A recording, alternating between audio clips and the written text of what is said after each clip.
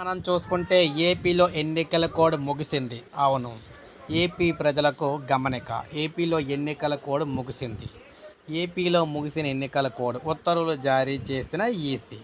ఆంధ్రప్రదేశ్‌లో ఎన్నికల ప్రక్రియ పూర్తి కావడంతో కోడ్ ఎత్తివేస్తూ కేంద్ర ఎన్నికల సంఘం ఆదేశాలు జారీ చేసింది.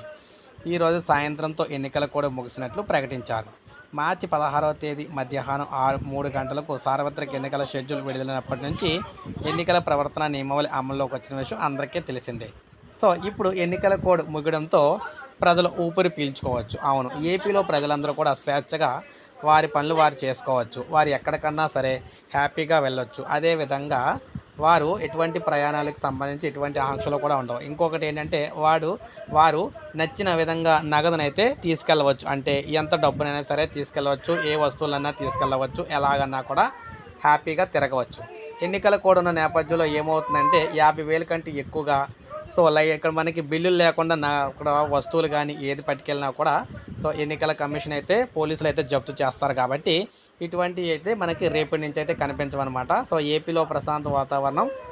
ఎవరన్నా సరే నగదును క్యారీ చేయవచ్చు. ఎక్కడికన్నా తీసుకెళ్ళవచ్చు. ఏమైనా చేయొచ్చు. సో, మీటింగులు, సభలు, సమావేశాలు కూడా హ్యాపీగా పెట్టుకోవచ్చు. ఎన్నికల కోడ్ అయితే ముగిసిపోయింది కాబట్టి. సో, ఇది మనకు లేటెస్ట్ అప్డేట్. ఒక లైక్ చేయండి. సబ్స్క్రైబ్ చేసుకోవద్దు. మన ఛానల్ సబ్స్క్రైబ్ చేసుకోండి.